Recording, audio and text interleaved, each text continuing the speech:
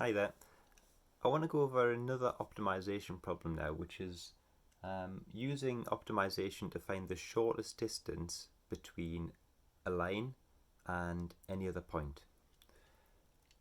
So we've got the graph there of y equals 1 over x, and let's say we wanted to find the point, just for simplicity, but it could be any other point. Let's just say the distance from there to the origin.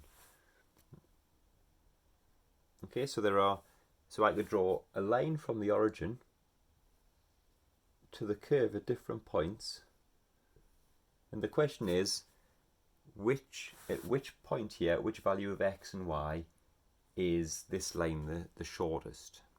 Okay, so how do we do that? Well, first of all, what we'll need is two equations.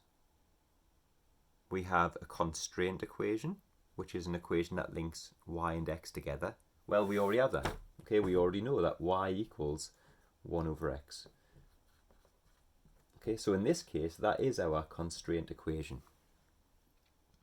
And then we also need an equation for the thing that we're trying to maximize or minimize. So here, we want to minimize this distance, L. So do we know an equation that links, that tells us the distance between 2 points? And yes, we do. So just using Pythagoras, it's going to be the change in x squared plus the change in y squared, but because we're measuring from the origin, that's just going to be x minus 0, y minus 0, so it's just x squared plus y squared in this case. If it wasn't the origin, if it was any other point, then it would, so let's say it was 2 and 4, then this would be x minus 2 squared, y minus 4 squared. So you could do that, it's not a problem. Okay, but we're just keeping it simple here.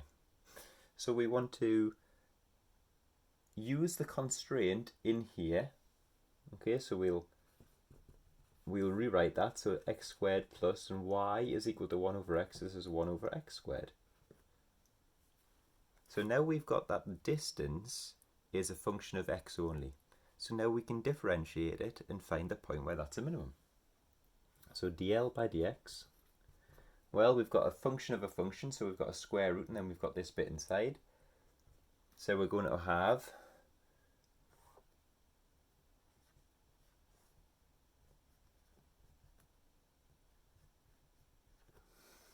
so this is x squared plus 1 over x squared square rooted, so we could write that as power of a half. So when we differentiate that, the half will come down to the front, so we'll have a 2 underneath there, and the power will become minus a half. Okay, just using the usual power rule for differentiation. And the power of minus a half means 1 over the square root of this argument. So we've got 2 square root of x squared plus 1 over x squared on the bottom, and on the top, okay, then we'll have to multiply by the derivative of the inner function. That's what the chain rule tells us. So what's the derivative of this bit inside here? Well, x squared differentiates to 2x, and 1 over x squared, so that's x to the power of minus 2, will differentiate to minus 2 over x cubed. And if we want to find the stationary point, then this is going to be equal to 0. So it doesn't matter about the bottom because we can just multiply that across. So it's a case of just looking at the numerator. So we have 2x minus 2 over x cubed equal to 0. So the 2's will cancel out and we can multiply across by x cubed. So we get x to the power of 4 minus 1 equals 0. And the solutions to that are x equals plus or minus 1. So these are the points where the distance is a minimum. Now if we substitute those back into the original function, we find correspondingly that y equals plus or minus 1 as well. So this point here where it's at a minimum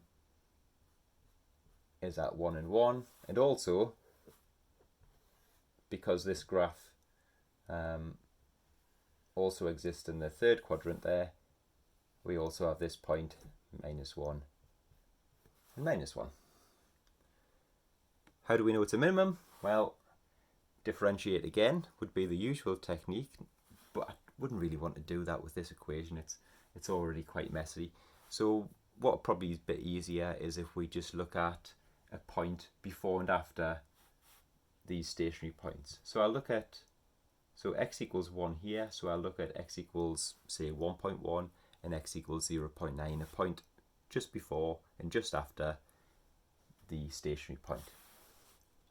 So if I, so the bottom here, the numerator, the denominator is always going to be positive, okay, because it's got a square root in. But the top, so let's just look at the top. So if we've got 2 times 1.1 minus 2 over 1.1 cubed, then that is going to be greater than 0. If we look at a point just before 2 point, like say 0.9, then work that out in your calculator, that's less than 0.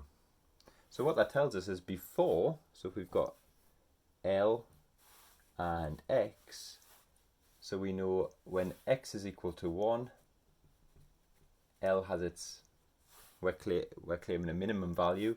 So if we've got X equals 1.1, the gradient is positive, so it's positive after that. And before the turning point is 0.9, it's negative. And we can see that gives us a minimum.